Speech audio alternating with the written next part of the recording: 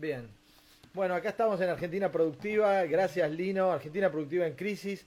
Gracias por recibirnos en tu casa. Ya empieza la cuarentena, aparentemente a las 12 de la noche, muy estricta, pero ya venimos haciendo entrevistas. Yo las hago desde ayer y aprendí a usar este producto desde ayer, lo que te comentaba antes, este OBS que tengo mini estudio en mi casa. Estoy encerrado con toda mi familia, tratando de seguir trabajando desde acá.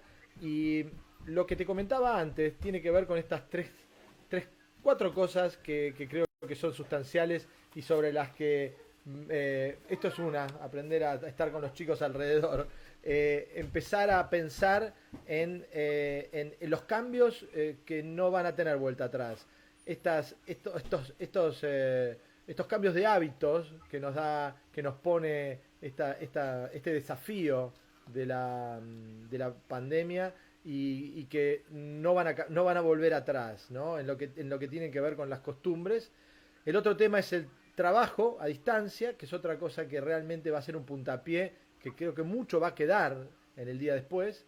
La educación, ya tengo a mis hijos mitad homeschooling, mitad en educación tradicional. Los que están en educación tradicional trabajan más, estudian más y están más comprometidos en estos días que estuvieron acá que los que estaban antes en el colegio y tienen más responsabilidad. Y el último tema es el esparcimiento, que se va a volver de nuevo, pero no solo el turismo, sino muchas actividades se van a resentir, pero este es un piso para saltar hacia distintas formas de transformación, ¿no? Lo que yo digo, si la televisión no mató a la radio, si la radio no mató a los libros, esto no va a matar, la pandemia no va a matar a todos, digamos, vamos a transformarnos, ¿no? Me gustaría tener tu visión sobre el día después, ¿no? ¿Qué va a pasar cuando esto se acomode y cómo juega la ciencia en todo esto? Sí, yo creo que hay cosas que vos decís van a ser cambios irreversibles, otras creo que no, que se van a revertir. En lo que hace a la vida cotidiana, yo creo que hay un factor de idiosincrasia que muy fuerte que hace que los pueblos más latinos continúen con sus hábitos sociales y los nórdicos con su manera más aislada de relación de vivir, ¿no? Pero creo que es muy fuerte la necesidad del contacto social y el contacto físico inclusive. Somos muy afectivos y eso creo que una vez que pase el riesgo habrá un periodo de duda, pero yo creo que va a volver, porque de hecho lo vimos con la gripe A, también existían medidas similares, se tomaban las precauciones, y desde ese tiempo hubo control de ese tipo de manifestaciones y después con el tiempo gradualmente se volvió para atrás. Que no está mal, me parece que si deja de riesgo está bueno que mantengamos este contacto más directo. El tema del trabajo sí creo que va a tener cambios sustantivos. Se me estaba acordando que en el año 85, no, perdón, 83, estaba en Estados Unidos y apareció un libro que es de Alvin Toffler que se llama La Tercera Ola. Claro. Y hablaba de que al futuro la gente iba a trabajar en su casa y demás. No había internet en esa época. Digamos, todavía hablábamos por teléfono, mandábamos cartas. Sí, sí, Es utópico, ¿no? sí, Sí, bueno, sí, sí, bien. adelantado para su tiempo. Y ahora es la norma, ¿no? O sea, yo creo que muchas empresas, muchas instituciones van a evaluar qué pasó ahora y si el rendimiento es equivalente, por ahí los días de home office sean más por semana, ¿no? Y se restrinja la asistencia para las cosas que son necesarias, como reuniones de grupo y demás, que se necesita también esa interacción. Ahora Yo creo que más sí, hay un factor de eficiencia, digamos, calcular cuánto menos usas el transporte, eso incide en la huella de carbono del transporte público, el uso de combustible fósil, claro, el tiempo perdido también, calcular la cantidad de horas que dedica el trabajador promedio a estar en un colectivo, digamos. claro, Está bien. claro, Que no es esparcimiento, por más que escuche música, no es un espacio de distensión y tampoco es productivo. Si una persona se levanta, desayuna y se conecta, probablemente sea más productivo que yendo a trabajar, implicando eso 2 horas de viaje por día. Ahora, convengamos que para trabajar cerca del hogar uno tiene que aprender también, ¿no? Porque esos espacios de trabajo mezclados con la cotidianeidad, con los chicos, yo lo estoy viviendo hoy, a mí me resulta más fácil porque soy una persona muy flexible, pero hay gente que le va a costar mucho concentrarse, ¿no? Y poder encontrar los espacios separados y que la cotidiano no te invada, ¿no? Sí, no, es un problema requiere mucha autodisciplina. Claro. Y depende de cada uno cómo hacerlo. Hoy leía una serie de recomendaciones de un americano que decía, bueno, que hay que levantarse, vestirse como para ir a trabajar. Dice, porque si estás en joguineta, no vas a ser muy productivo. Te digo, concentrate que empieza tu trabajo y también fijarte tiempos. O sea, no caer en el hecho de, bueno, como estás en tu casa y lo puedes hacer más tarde, terminás desenchufándote a las 10 de la noche. Nunca, Eso, claro. ¿Sabés cuál es la medida? En mi casa la medida es mi mujer, que me dice basta. claro, Y me sí. tiene al lado. Por eso me dice terminó el día, pasá la hoja, pero al mismo tiempo, dentro de mi horario de trabajo normal, dentro de mi casa, tengo que hacer una pausa. Los fideos, mirá que la carne, bueno, ya está, vamos a comer. La comida no empieza en el momento que te sentás en el restaurante. No, no, no. Empieza antes, ¿no? Porque la mesa, no me haces un favor, ahora que no hay servicio, es otro de los temas bueno, yo viví en Europa y la gente, por más que tengas recursos, no tenés servicio doméstico que te atiende todo el tiempo, salvo que seas un magnate, ¿no? La gente en Sí, sí. general no lo tiene. Entonces nosotros tenemos que compartirnos las tareas, ¿no? Y eso también es un aprendizaje, ¿no? Uno está acostumbrado a sentarse y que venga, que lo atienda un mozo. Bueno, acá somos todos iguales, ¿no? Es interesante desde ese punto de vista. Sí, sí, eso te requiere un aprendizaje, pero distinto. Digo, y es muy variable de acuerdo a la estructura familiar. Realmente con chicos Claro. chicos se hace muy difícil. Una pareja joven probablemente no sienta mucha diferencia. Digo, yo ahora vivo solo acá, mis hijos son grandes y entonces me organizo y sí, es bastante más productivo que cuando estaba en la oficina. Claro, es otro tipo de trabajo.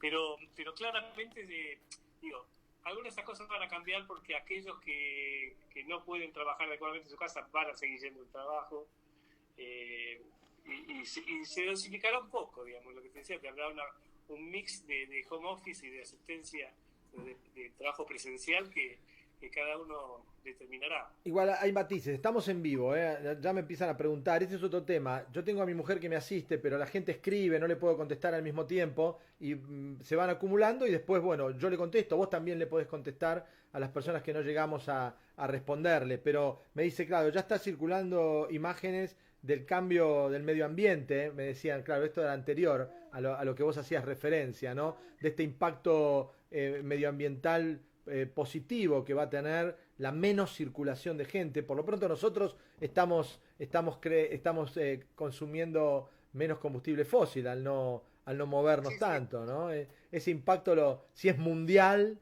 el beneficio va a ser mundial. Muy impresionante las fotos de Venecia con el agua transparente y los peces, ¿no? Qué Que alucinante. aparecieron en estos días, se ve abajo de las góndolas en fondo y peces que nada, ¿no? Cosa que inédita, yo jamás pensé que eso era posible. Pero lo que pasa es que, bueno, en el caso de Venecia no es sostenible, porque se da que vive el turismo, no puede mantener esta situación en eterno, ¿Vos ¿no? no creés que el turismo pueda tener una fase nueva de virtualidad?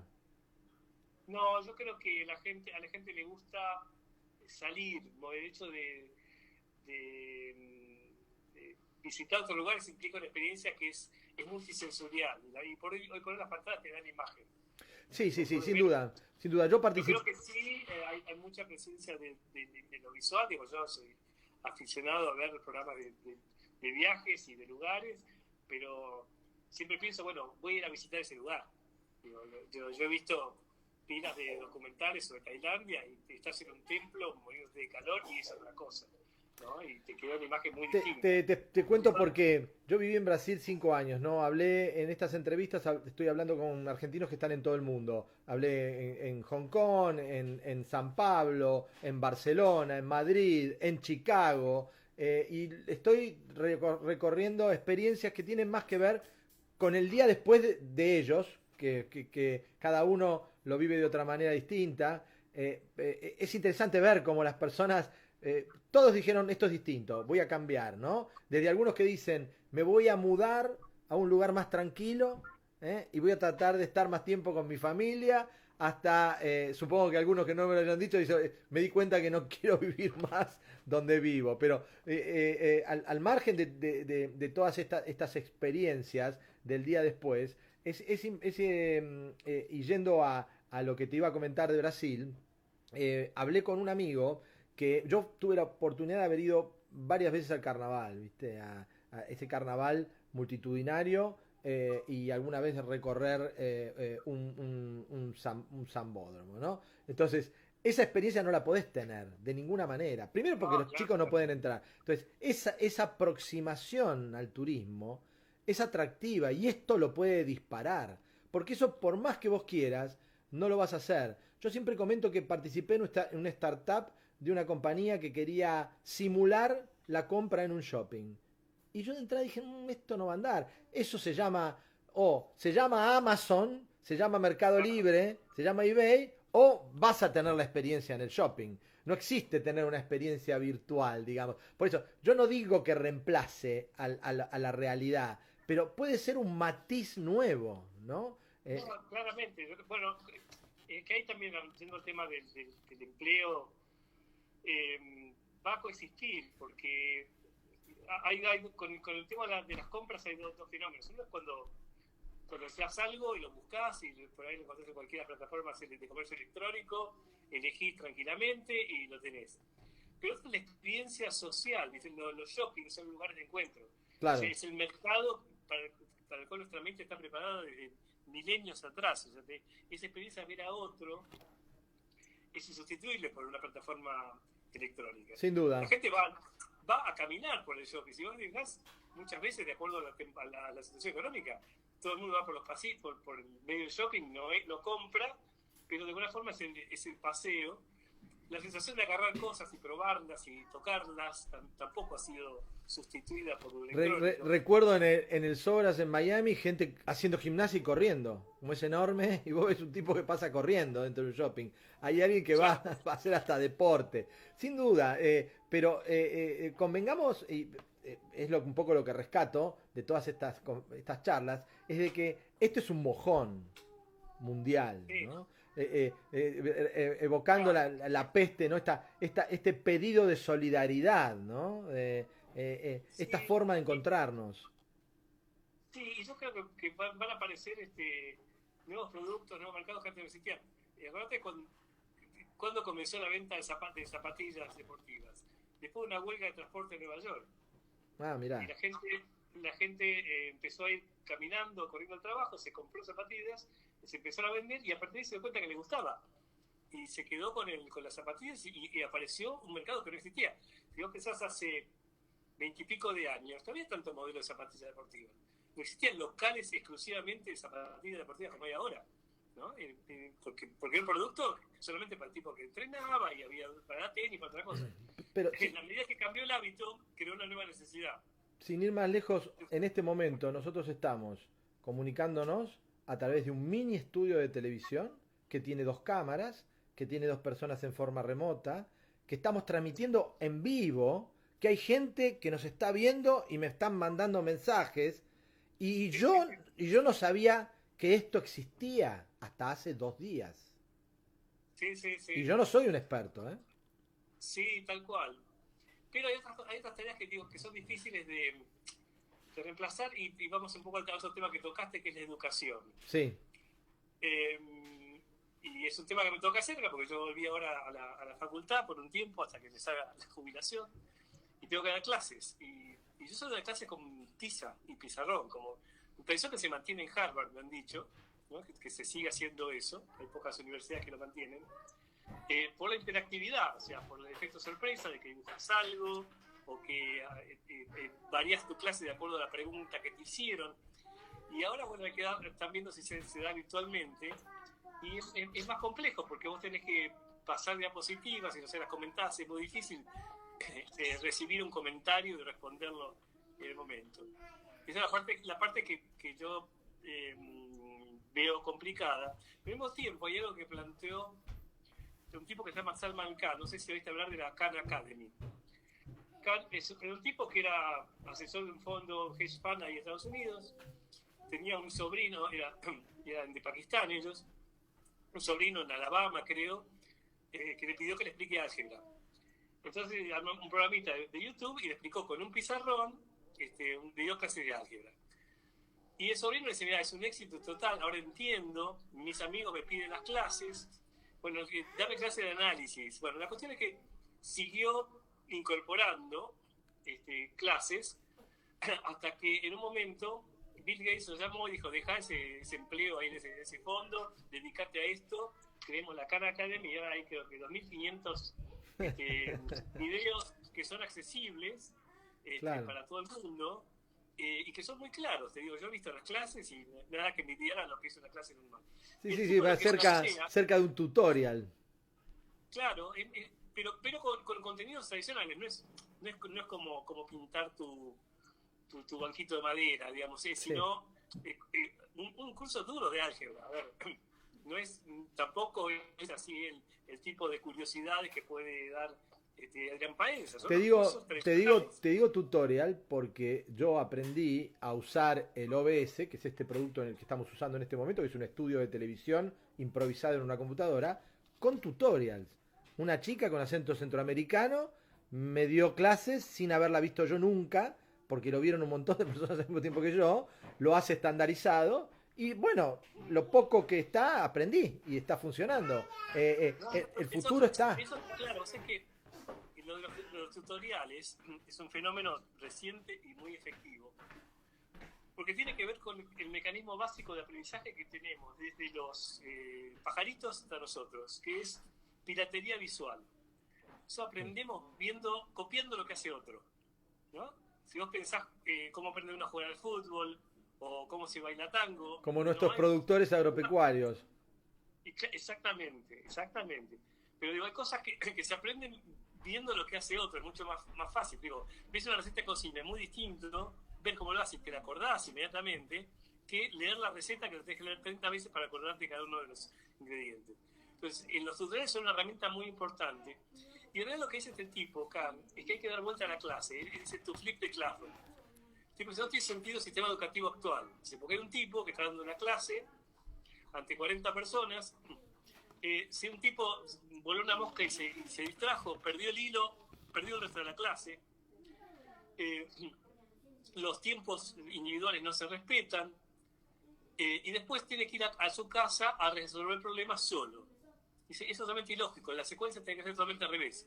El tipo tendría que ver un tutorial en su casa y lo pasa tantas veces como quiera. De hecho, lo que le pasó es que le escribieron padres de hijos autistas que le decían, ahora mi hijo presta atención y entiende, porque pasa el video de a poco a medida que puede entender. Eso es imposible en una clase común. Bueno, yo hago eso. Paro, practico y vuelvo a aprender y vuelvo para atrás. Y los veo capaz que 4 o 5 veces, algunas cosas, otras las veo una, pero hay cosas que las veo 5 veces porque no las entendí. Si querés tocar algo, entonces tendrías que para tocar algo en el pie, en algún instrumento, digo, que es una cosa que yo hago, también tenés que hacer eso, poco menos que compás por compás y ver dónde puso el dedo.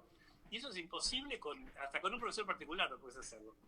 Y lo que dice, bueno, una vez que el chico aprendió los conceptos por esa vía, tiene que ir a la clase a resolver problemas en común con otros, trabajando colectivamente con otros, que es lo que ocurre en la vida real.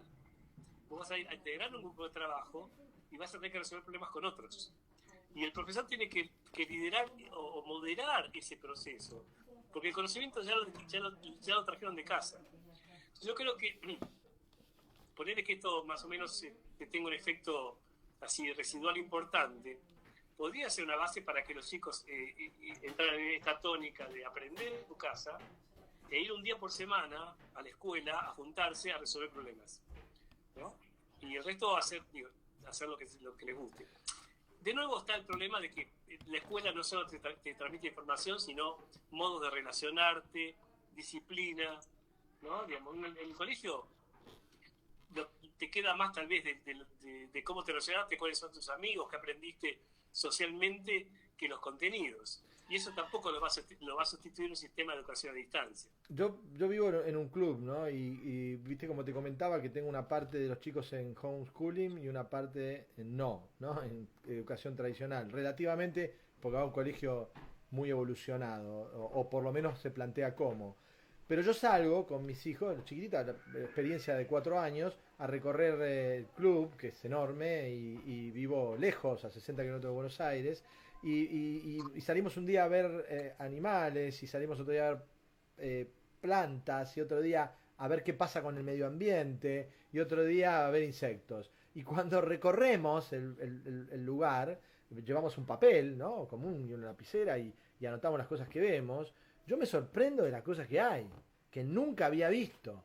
Para mí es alucinante también, porque siempre cuento, cuando me preguntan, cuento la experiencia de la paloma, que yo miraba y era una paloma, me acerqué, no, papá, no es una paloma. Sí es una paloma, no es una paloma, no, y tenía pintitas de color blanco. Claro, después la buscamos en internet, vimos que había una paloma que tenía pintitas, pero no era la paloma de la plaza, era otra cosa distinta. La registramos, la documentamos, y ese es el aprendizaje para chicos, que vos estarás de acuerdo conmigo, que están aprendiendo cosas para aplicar en trabajos que no existen y para estudiar carreras que todavía no fueron creadas. Entonces, es difícil formar a gente para eso, ¿no? Que a vos te debe pasar. Sí, sí, sí. Bueno, tengo una experiencia personal respecto a hace unos 15 años atrás. Yo leí un trabajo de la Universidad de Waterloo en Canadá, una de las más evolucionadas, que decía que el trabajo, que habían creado una nueva carrera que era mitad diseño gráfico y mitad computación, porque el trabajo de futuro iba a necesitar ese tipo de formación. Mi hija tendría, sí, era más, 20 y pico de años atrás. Era muy chiquita, no existía internet, no existía una cantidad de cosas, parecía totalmente utópico. Digo, ¿qué es esto de páginas web? ¿No? Era muy rudimentaria, no parecía que... Bueno, mi hija estudió diseño gráfico, después hizo computación y ahora hace ese tipo de cosas. Y si yo me hubiera dicho, vos de grande te vas a dedicar a hacer aplicaciones para teléfonos móviles, Sí, no tiene ningún sentido. claro, ¿Qué es un teléfono móvil? Claro, El teléfono a veces está agarrado con el cable. claro, Y aplicación, ¿qué es una aplicación? Tal ¿No? cual, tal cual. Una cantidad de términos y de conceptos que integran nuestro universo cotidiano no existían hace instantes en términos de la historia de la humanidad. Sí, sí, ni hablar, ni hablar de cuando estudiábamos. Es muy posible, yo tengo esa deformación, ¿no? Que empiezo a hacer cosas, trato de construir manuales y después cuando termina ya no me gustan nada si los empiezo de nuevo. Y creo que es un poco lo que nos pasa a todos, ¿no? Estudiamos con un tutorial, pero yo estoy seguro que dentro de unos días miro un tutorial y aparece no solamente aplicaciones innovadoras sobre este producto, sino que dicen este producto no sirve más, tenés que pasar a otro. Y tengo que empezar de nuevo con una herramienta mejor. Esto me lo pasó la gente de Facebook. Yo tengo varios amigos que trabajan en la compañía y me dijeron, no, usa esto, porque está bien alineado con Facebook Live, que es donde yo emito en vivo. Pero si vos usás otro producto o tenés otra forma de transmisión, quizás la plataforma es otra la que tenés que usar, ¿no? Y va cambiando constantemente. No, pero me decía una amiga, me dice, saturé mi teléfono con las aplicaciones que tuve que cargar para comunicarme con la distinta gente, porque cada uno usa una aplicación distinta, todas te consumen espacio. Claro. Eso puede claro. ser, a ver, uniformemos, porque... y además cada uno deja aprender. Digo, hoy tenía una call usando Hangout y yo nunca la había usado. Anoche me puse a practicar a ver cómo era. ¿Cómo era? Claro. Tenés el WhatsApp, tenés esto, el FaceTime, bueno, Facebook con esta plataforma. Hay, digamos, como tal vez un exceso típico de los momentos en que está evolucionando el sistema. Porque hay competencias, porque cada una puede agregar algo más. En el momento que no haya mucho más que agregar, no tenés tantas opciones. También tiene que ver con la personalidad, porque herramientas como esta y como muchas otras, y como los teléfonos mismos y la información que tenemos a disposición para utilizarlos, es tan enorme que yo aproveché quizá un pequeño porcentaje de la potencia de esta herramienta. Y veo lo que hacen los demás y se enfocan más en la estética, en la forma de presentación, en los textos, en ver... yo estoy viendo los mensajes de la gente en un teléfono al lado. Y yo sé que se puede ver acá mismo, ahí adentro. Pero bueno, yo no lo puse. Entonces tengo un teléfono. Seguramente que dentro de poco lo voy a tener adentro de la misma pantalla, ¿no? Todo eso va evolucionando y ya me ha pasado con otros productos. Cuando realmente me siento cómodo y digo, bueno, ya está, tengo que tirar todo y empezar de nuevo porque alguien descubrió algo mejor, ¿no? Es frustrante, pero es así, ¿no? Sí, es frustrante, pero es un desafío. ¿Viste? El hecho de aprender cosas nuevas es lo que te mantiene activo y por lo tanto joven, ¿no? O sea, Tal cual. recuerda que nuestros padres vivieron en un mundo que era muy distinto de sus abuelos. O sea, sus habilidades no eran muy diferentes. El mundo no cambió tanto. Fíjate que, y por siglos no cambió tanto. Vos fíjate cualquiera de estos documentales que ves ahora en YouTube, que es otra de las cosas que miro en estos días de historia antigua. Vos ves que pasaban los siglos y cambiaban los reyes, pero el mundo era igual. Castillo más, castillo menos, era la misma lógica, las mismas culturas, los cambios se espaciaban mucho. Ahora tenés que en instantes te cambia todo. Digamos. Fíjate, esto del coronavirus muestra cuán interrelacionada está la humanidad en este momento. Mira, el famoso efecto mariposa, que decían que una mariposa que aletea en Hong Kong produce una tormenta claro. en California. Acá lo que dije, un murciélago en China paralizó la economía mundial. La lógica del mundo cambió. La lógica cambia. Lo único que no cambia es qué es lo que queremos los seres humanos. Eso no ha cambiado en 2 millones de años. O sea, seguimos queriendo las mismas cosas usando herramientas cada vez más sofisticadas. Fíjate cuál es el uso más intensivo que tiene la herramienta más formidable que ha desarrollado la humanidad recientemente, que es Internet.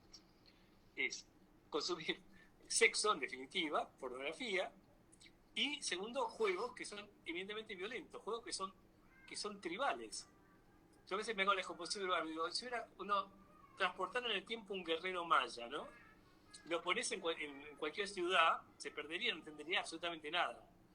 Lo pones con un grupo que está jugando un juego de estos de guerra cualquiera, y al ratito el tipo sabría qué hacer, porque la lógica es esa, de combate, de asediar al enemigo, digamos, y se coparía con eso. Fíjate, entonces nuestro cerebro sigue lo que queremos, no cambió, lo hacemos de forma distinta. Yendo a eso, ¿vos creés que la gente hoy es menos inteligente que antes?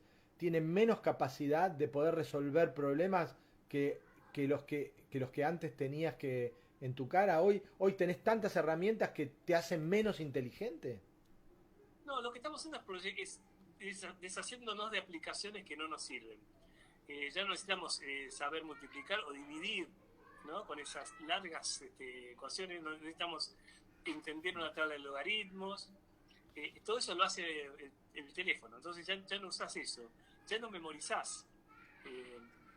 Digo, si yo tengo que llamar por teléfono de urgencia, creo que me acuerdo 2 teléfonos ahora.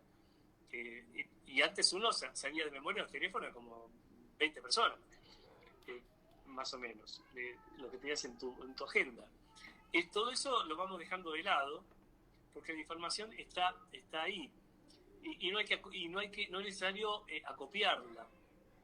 Yo siempre hago la analogía entre lo que pasó con el agua y lo que pasa con la información. El agua era un bien muy escaso antes, el agua potable sobre todo, el agua segura, que había que ir a buscarla, pasar horas yendo hasta el río, tenerla en un contenedor especial, dosificarla, evitar que se contaminara, y era un recurso, como decía, escaso. Ahora vos a lo sumo recorres 3 metros y tenés agua potable, es una canilla, y todos tenemos eso. Con la información pasaba lo mismo, la información era un bien escaso, había que memorizarla, se transmitía por tradición oral.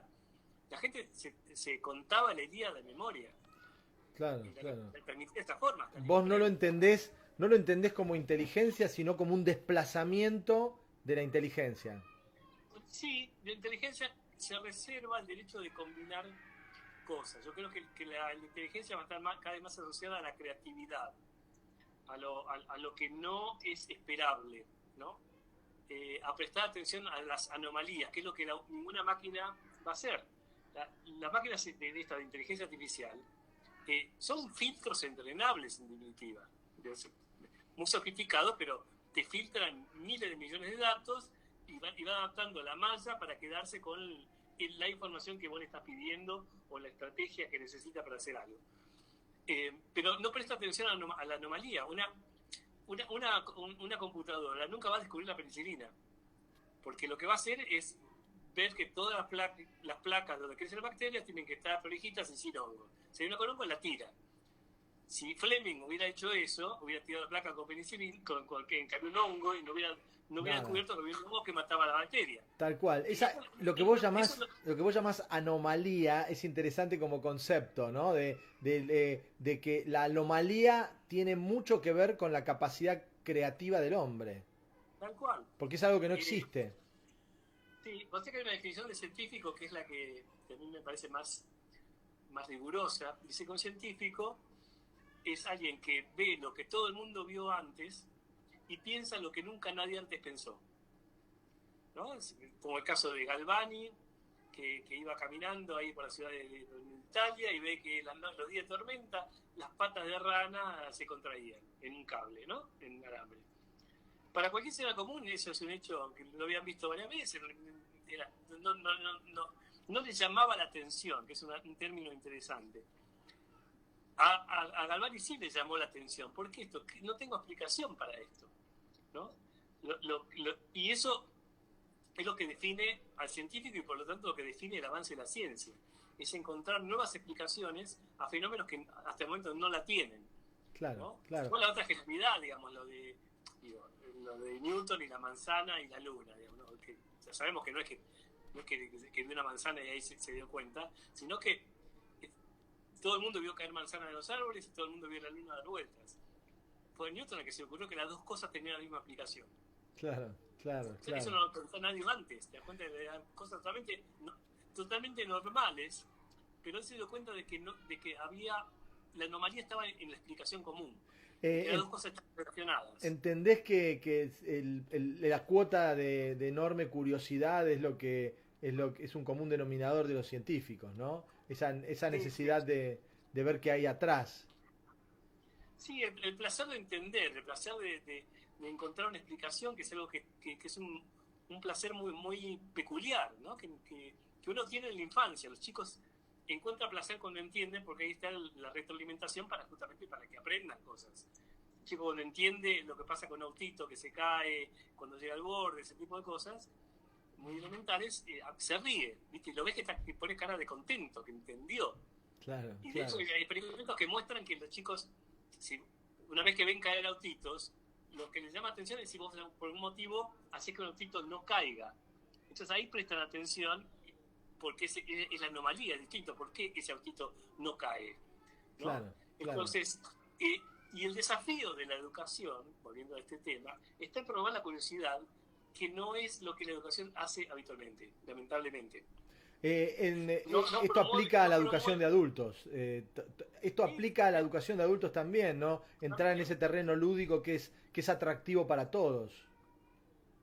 El encontrarle el placer a entender es algo que no se promueve porque la educación está pensada para otra cosa, entrenar empleados dóciles para grandes empresas, las ideas, en realidad eran Henry Ford.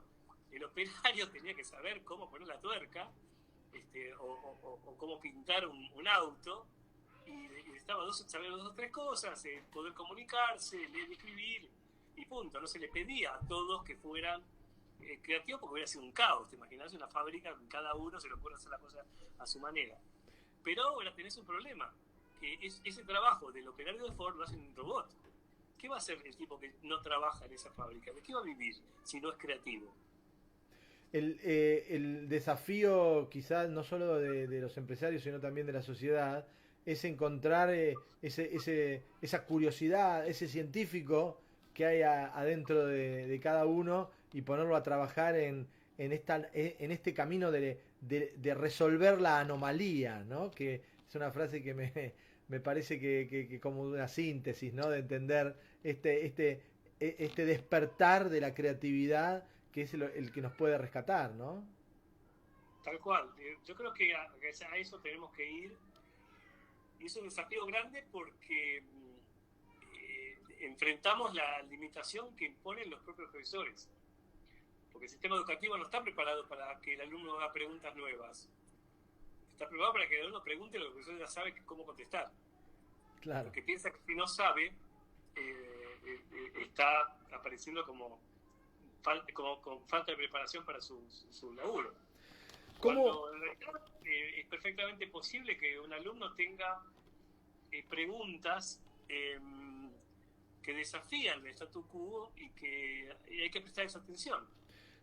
¿Cómo imaginás esta transformación educativa o este impulso que da esta crisis para poder buscar o encontrar estos caminos que mejoren la educación? Es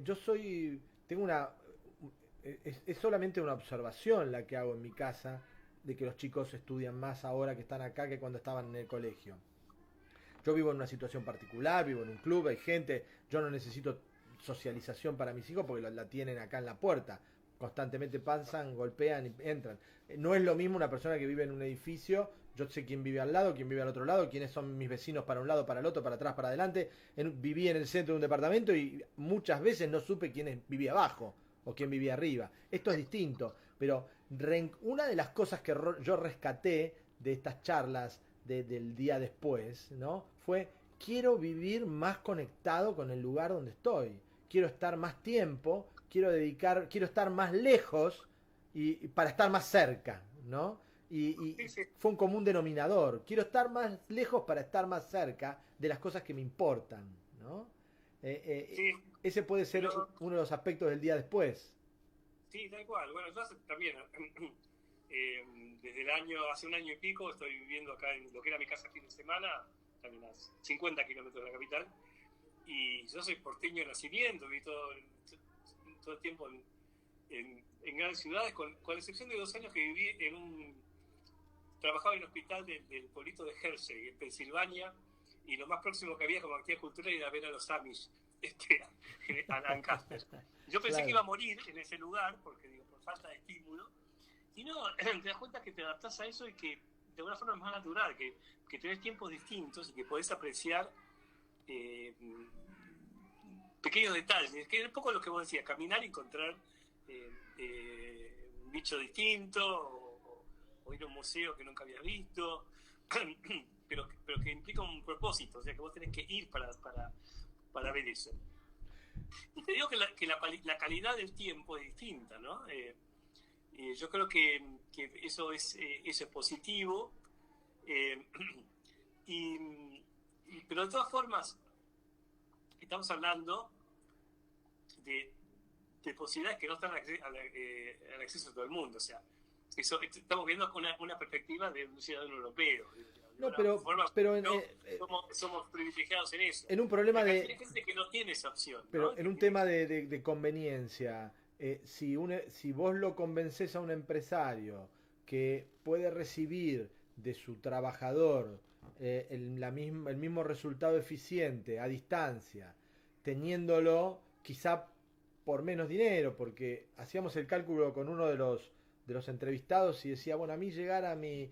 No estaba acá, estaba en Madrid, decía, sí, yo llegar perdón, en Barcelona. Llegar a mi trabajo me cuesta $500, euros, ¿sí? Bueno, ¿por cuánto? ¿Por 500 te quedas en tu casa? No, pero por un poquito más sí, digamos. O sea, y en la oficina gasta espacio, lugar, electricidad, comida al mediodía, y se le van esos 500 euros, y quizás haciendo un arreglo con el empresario, se queda en su casa, y ahorramos todos. Aprovechar esta inercia que nos da este cambio y las herramientas que tenemos de auditoría son muy eficientes hoy, ¿no? Sí, la productividad se puede medir muy eficazmente. Claro. Porque te la da el propio sistema. Vos podés saber cuánto tiempo está una persona haciendo trabajo útil frente a una pantalla y cuánto tiempo no. Sí, Yo creo que sí, eso va a cambiar. Y el tema también es claro que para determinado sector con cierto nivel educativo, en determinado sector productivo, esto sí va a ser una realidad, pero lamentablemente hay mucha gente a la que no le va a cambiar para mejor. A ver, vos pasas al comercio electrónico y la venta, vas a tener menos vendedores de supermercado. Ya lo ves, Amazon tiene supermercados sin cajeros, ¿no? Sí, pero en ese sentido... Hay un trabajo menos calificado que va a desaparecer inexorablemente, y tenemos todos la responsabilidad de pensar alternativas para esa gente, porque el Estado no es capaz de no les dio originalmente una educación adecuada, y está por verse, y creo que va a ser muy difícil, que los recapacite para hacer otra cosa. A un tipo de 40 y pico de años no le puedes pedir que de repente sea creativo y un emprendedor en un nuevo rubro. No, pero vamos al caso de la revolución. Son 5 grandes compañías en Estados Unidos, grandes tecnológicas, la quinta creo que es esta, Facebook, enormes empresas que administran el 20% de los negocios de Estados Unidos, ¿no? De Standard & Poor's 500, y que son más grandes que toda la bolsa alemana, digamos, estas grandes compañías. Esta empresa decide trasladarle a los gobiernos algunos de los trabajos que no puede realizar, porque dice que no puede controlar a tamaña cantidad de gente.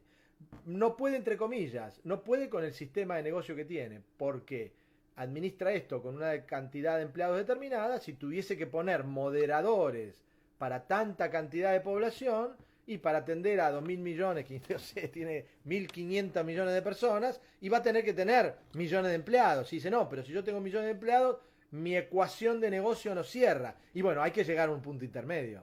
Vos estás sacando gente al sistema productivo tradicional cada vez más, vas a tener que trasladarla.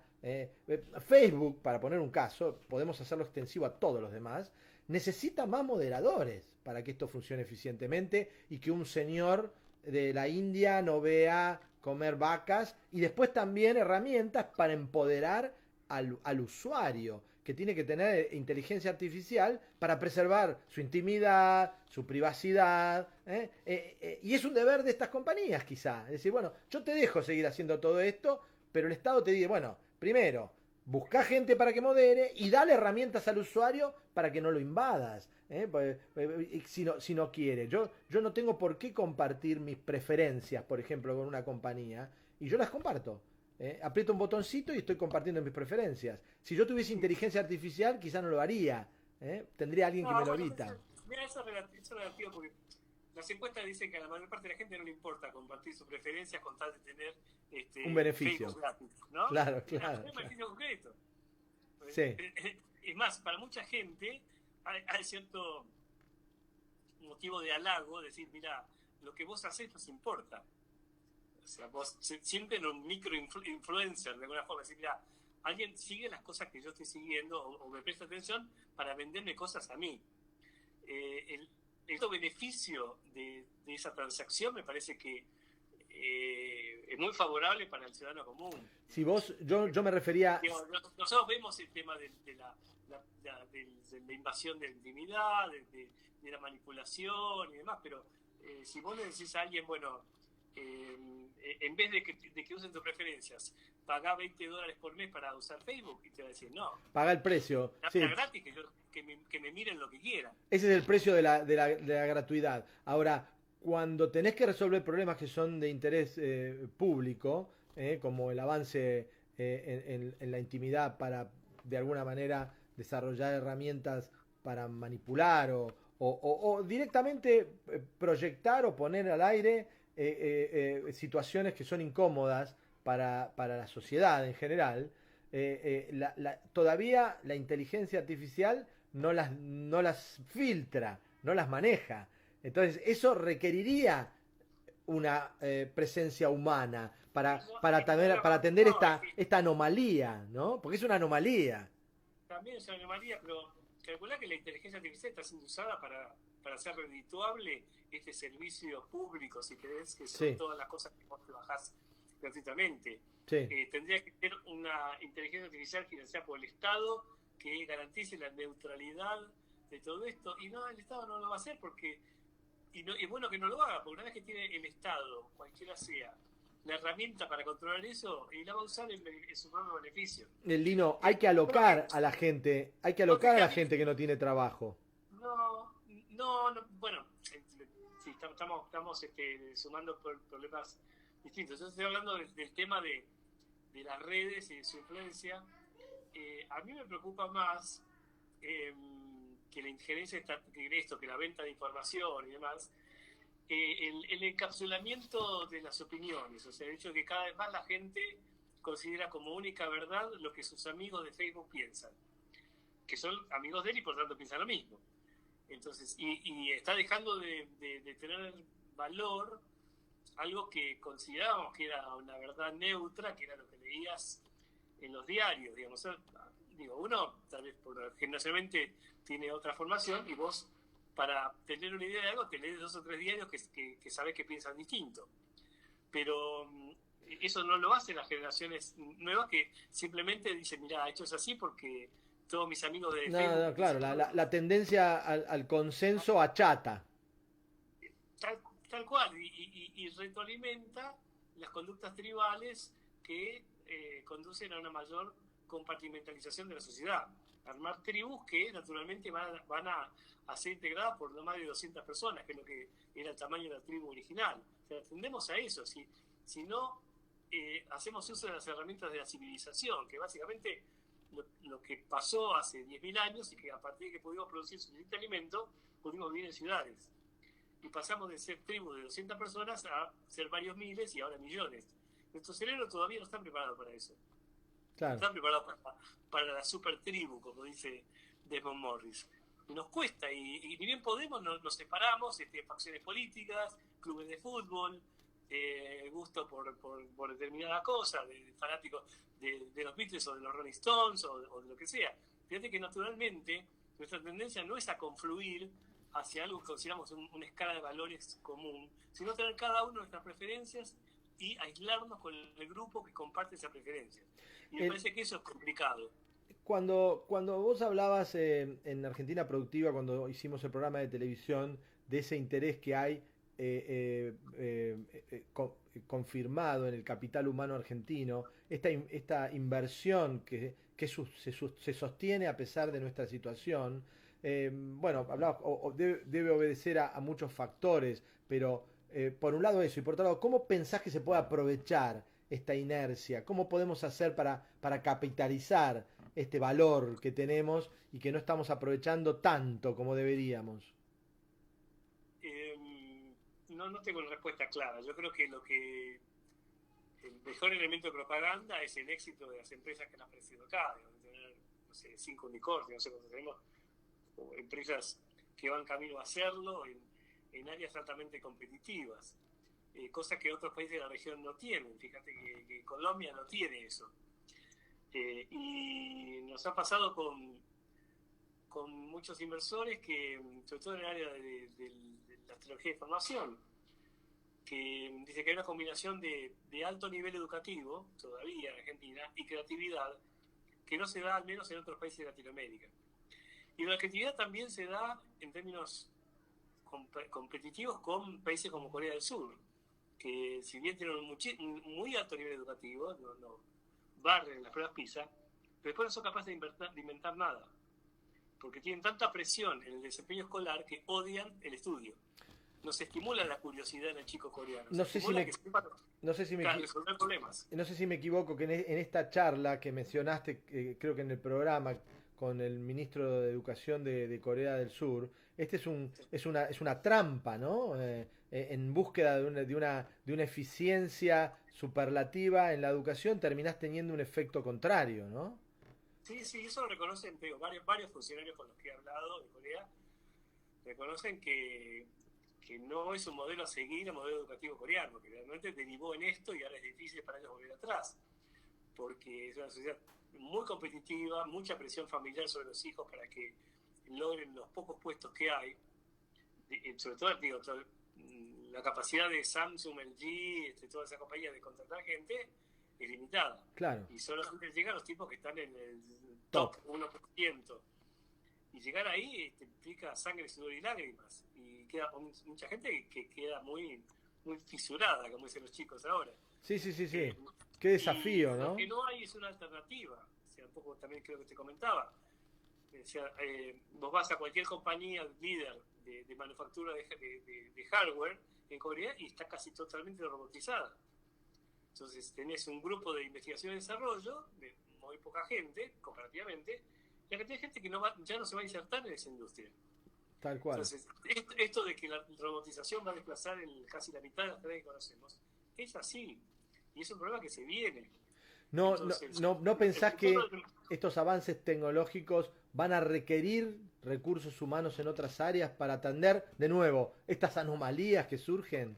Porque estos robots necesitan constantemente ir cambiando, arreglándose, mejorándose para ser cada vez más eficientes y competitivos. Claro, pero tenés ¿cuánta gente necesitas para arreglar robots de una fábrica comparado con lo que necesitaban antes del robot? Bastante menos. Sí. Esto es una tendencia porque me decía un ejecutivo de una empresa automotriz muy conocida de acá, el tema dice, mirá, la soldadura que es crítica del auto la hago con un robot, porque no puedo arriesgar a que el tipo le pifie. Entonces lo dejo que la gente suelde de otro lado. ¿Cuánto va a durar eso? Claro. Si vos cliente decís, no, pará, soldame todo con el robot, a ver si se me zapa el guardabarro cuando voy en la ruta. Claro. Todo muy lindo, pero la filantropía mía tiene un límite. Y eso va a ocurrir. Y ese tipo no lo recicla fácilmente. Por eso es un problema. La acumulación...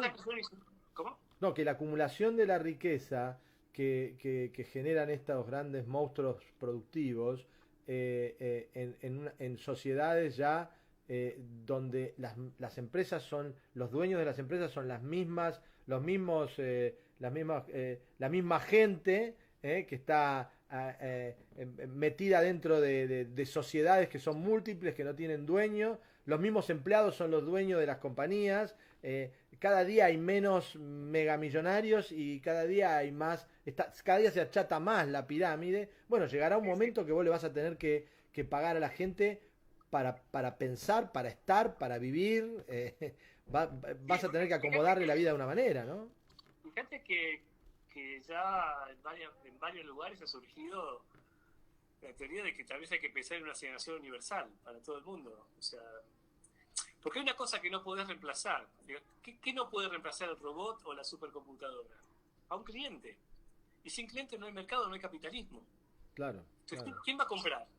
Sí, ¿no? Sí, los robots no van a comprar, no necesitan nada. No necesitan por nada. Por ahora. Entonces, no te sirve. Digamos, el tipo que fabrica autos con su robot no quiere que todo se robotice, porque los robots no compran autos. Claro. ¿No? ¿Quién va a comprar el auto si la gente no tiene laburo? Claro, tal cual. Entonces, hay una tensión ahí. Sí. Entonces deberían hacer algo por garantizarse la clientela. Y ahí está la solución, quizá. Fíjate un poco el tema de la guerra de secesión de Estados Unidos. El norte era industrial y necesitaba clientes. Entonces le convenía que se liberaran los esclavos y trabajaran como empleados para poder comprar cosas, ¿no? Y como la máquina de vapor era más eficiente que un esclavo, mudaron todo a ese tipo de industria. Digamos, fue la revolución industrial. Como decía un conocido español, decía, la esclavitud no la mató la ética, sino la termodinámica. Claro. Cuando la máquina de vapor fue más eficiente, claro, dejó de ser esclavos y necesitaban clientes. Claro. O sea, vos ponés una textil digamos que todo se opera por máquinas, bueno, pero la ropa se la vendés a alguien. Sí, te libero y te pago para que me compres, porque si no te la tengo que regalar la ropa. Exactamente, digamos. Entonces, yo creo que la salvaguarda que haya que no va a haber un desempleo generalizado, que no va a haber gente que se muera de hambre, está en la necesidad de mantener el mercado. Del mercado, tal cual, tal cual. ¿No?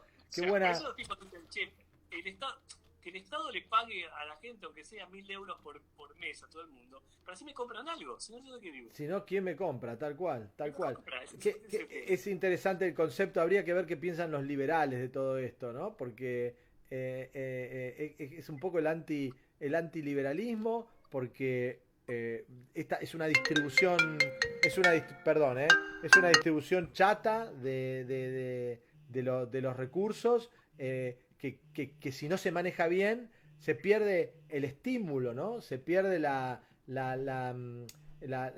ese fuego de la creatividad y de la pujanza de la innovación, porque si vos recibís un dinero y satisfaces todas tus necesidades, bueno, ¿cuál es la motivación, no?